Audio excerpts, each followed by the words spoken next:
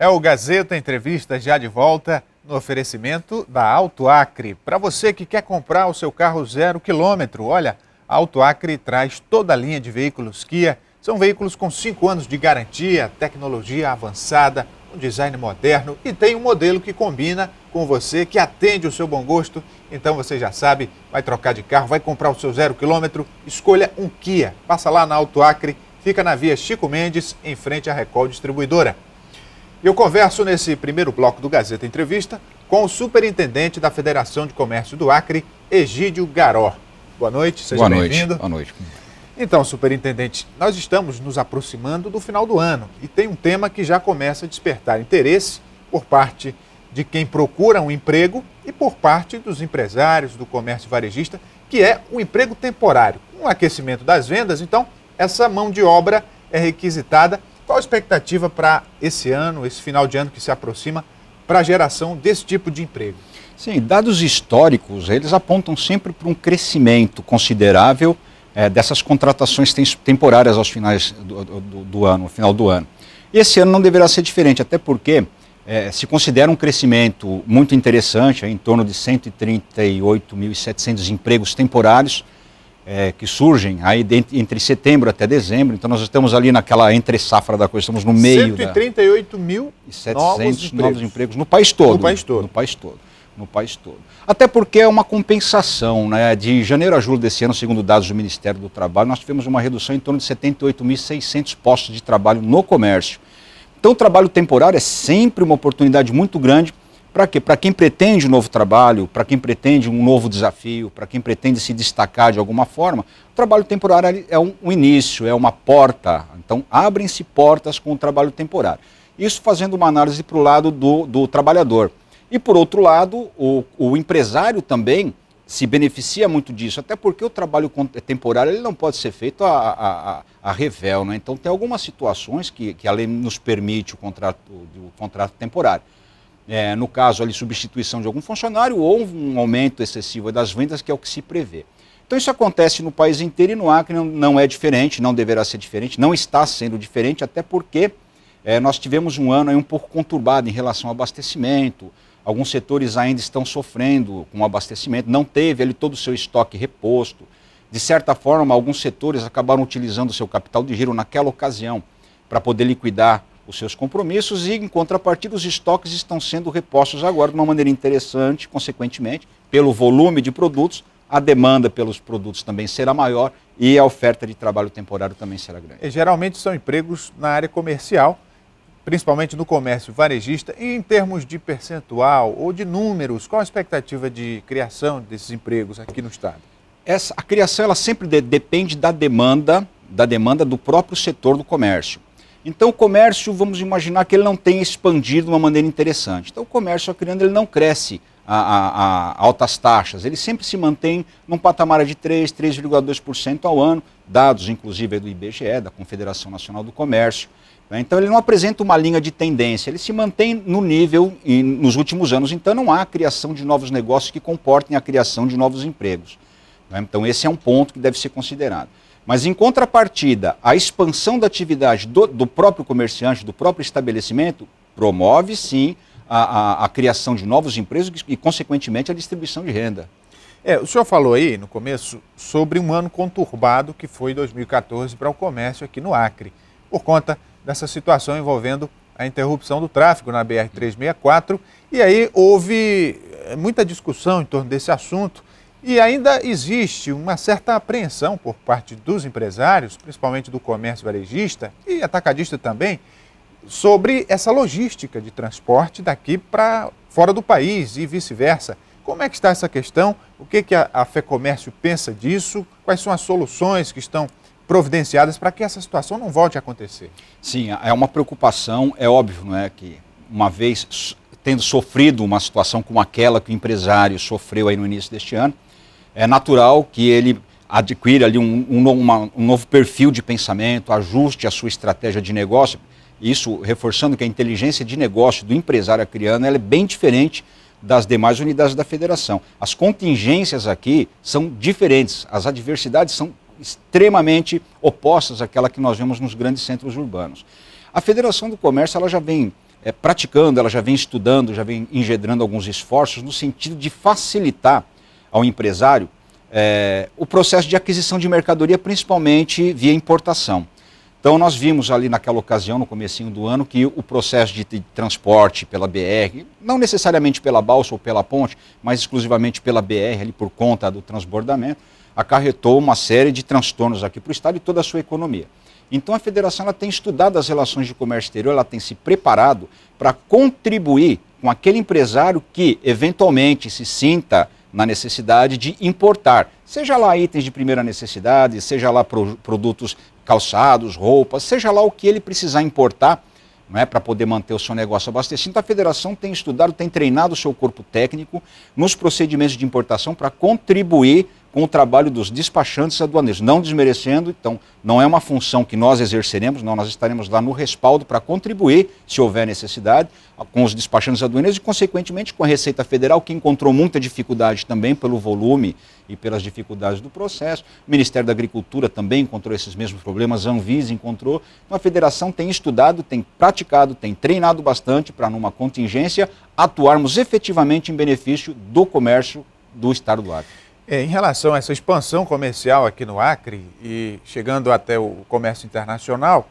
tem a questão da legislação, que é fundamental para que esse setor se desenvolva. E aí tem essas mudanças recentes, como, por exemplo, a possibilidade de se criar aqui na região do Acre os free shops. Como é que está essa questão do ponto de vista legal?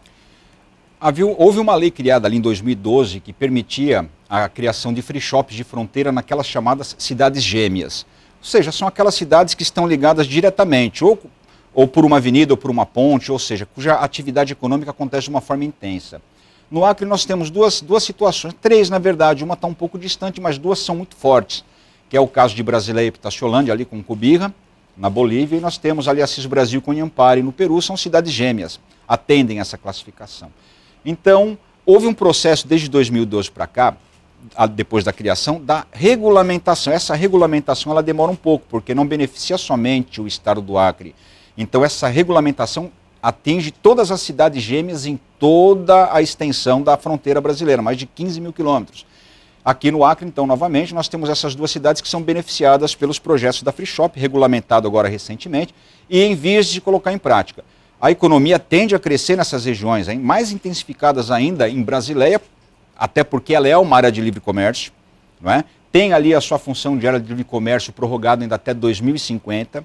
Há uma tendência de que se busque novos investimentos dentro de uma área de livre comércio, apesar os benefícios são muitos, não é? Então eu tenho redução, isenção de IPI, né? Suspensão inicialmente, mas se for para consumir no local eu tenho a isenção do IPI, eu tenho isenção do PIS, do COFINS, né? Eu não pago o percentual para renovação da frota da Maria Mercante nessa região. Enfim, eu tenho uma série de redução no ICMS, eu pago o ICMS mais um pouco. Mas, superintendente, são free shops que podem funcionar apenas na região de fronteira? Qual a possibilidade de se estender isso, por exemplo, para a capital?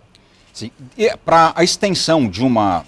Nós temos duas situações distintas, né? Então, uma área de livre comércio, né, que é uma prerrogativa da Amazônia Legal, e é uma extensão da Zona Franca de Manaus. E um segundo ponto são as free shops de fronteira. Elas têm a mesma característica das zonas primárias, dos portos e aeroportos. Então, aqueles free shops que nós encontramos nos portos e aeroportos têm a mesma característica. Há uma regulamentação, eu preciso de uma autorização do Poder Municipal para poder operar dentro dessa situação de free shop de fronteira. Então, são duas coisas distintas. Free shop de fronteira, aí eu tenho isenção de tudo. Eu não tenho nem o ICMS ali correndo. Então, eu tenho isenção do imposto de importação, isenção do imposto de produto industrializado, do PIS, do COFINS, enfim, eu sou isento de tudo. Porque eu pergunto a possibilidade de se instalar em Rio Branco, porque é onde está o maior mercado consumidor do Acre, sim, né? Essa característica da Free Shop é específica para cidades gêmeas, na fronteira. Há um objetivo que já é histórico nessa criação de free shops, assim como essas áreas de livre comércio, que é a ocupação. Consequentemente, guarnecer a fronteira, proteger a nossa fronteira, ao mesmo tempo em que traz uma melhoria na qualidade de vida das pessoas que moram naquela região. Então, uma extensão de uma free shop, por exemplo, para a cidade de Rio Branco, ela é inviável, porque não obedece à característica de cidade gêmea. E qual seria a alternativa para estimular esse comércio aqui? Na cidade de Rio Branco, uma extensão da área de livre comércio para Rio Branco, exatamente. E qual é o percentual de aproveitamento e até de conhecimento que os empreendedores têm dessa capacidade ou dessa possibilidade? As perspectivas do empresário, de uma maneira geral, então não somente do comércio, mas em todos os setores, elas são sempre interessantes. Haja vista que eu tenho várias ações de comércio internacional sendo realizadas aqui pelo Acre. Tá? Então nós temos, a nossa participação na balança comercial brasileira era muito pequenininha. Então são 0,0042% nas exportações e 0,0031% nas importações. O Acre ainda se dedica a exportar somente castanha e madeira. Alguns perfis de aço também entram no rol, nos 3 mais exportados. Então nós precisamos, para que isso seja atrativo, termos também produtos, termos mercadorias o suficientemente interessantes para poder negociar internacionalmente. A importação ela é interessante, esse ano ela se superou. Ela foi muito maior do que as exportações, é óbvio, nós tivemos aquela contingência toda, habitualmente não é. Houve um aumento de 480% mais ou menos nas importações, se comparadas aí no mesmo período do ano passado. Então o empresário ele vê com bons olhos, agora ele precisa intensificar ações e entender efetivamente que é um mercado promissor, até porque, uma vez essas rodovias estando todas recuperadas, como no caso da BR-364, a 317, né, que até Brasileia está vamos dizer, um tapete, né, de Brasileia já até Assis Brasil está no processo de recuperação, de reciclagem, isso é informação do superintendente da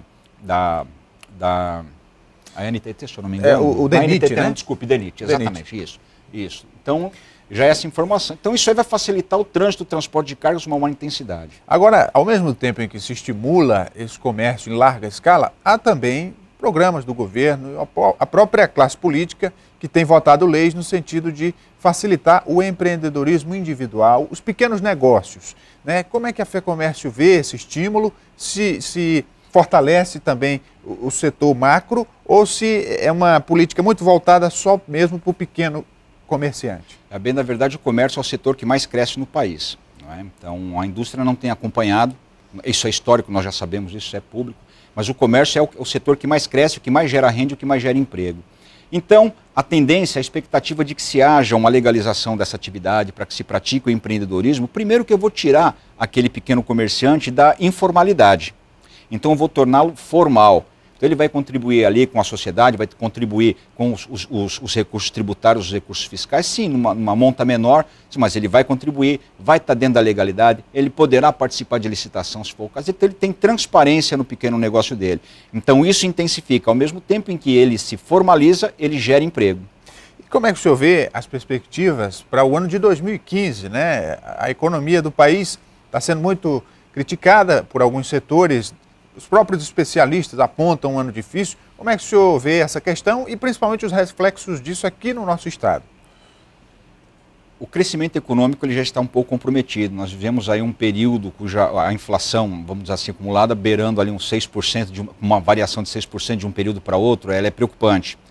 Nós vemos a taxa Selic, a taxa básica de juros, subindo novamente. Isso é preocupante porque restringe o crédito. Restringe o crédito, não há um volume de vendas considerável. Consequentemente, a economia sofre um pouco com isso, vai sofrer bastante. Se for o caso, nós não acreditamos que haja um impacto negativo, extremamente negativo. Até porque nós temos as nossas estratégias, né? Então os empresários eles conseguem, não burlar, mas eles conseguem se ajustar rapidamente e fazer valer ali os seus direitos enquanto empresários geradores de riqueza para esse país. Então, independente da perspectiva que o Brasil gera no aspecto econômico, a atividade do comércio ela deve se manter estável, mantendo os padrões de negócios que vêm acontecido historicamente ao longo dos anos, consequentemente se firmando ainda mais como uma instituição, como o comércio como uma instituição mantenedora do desenvolvimento econômico e social. Muito bem, o comércio que é uma das primeiras atividades econômicas da humanidade, da civilização e vem se mantendo assim, trazendo progresso para nós. Muito obrigado ao Egídio Garó, superintendente da FEComércio do Acre. Fique à vontade para alguma outra informação que o senhor queira acrescentar. Não, a Federação do Comércio agradece, e é importante que nós informemos a toda a sociedade que a dedicação da Federação é em benefício de toda a categoria, de toda a classe empresarial do comércio e aqueles a quem ela puder contribuir com o desenvolvimento, com o crescimento, e estamos à disposição para quem precisar da Federação do Comércio. Muito bem. Gazeta Entrevista vai dar uma paradinha, a gente volta daqui a pouco, depois do intervalo. Não saia daí.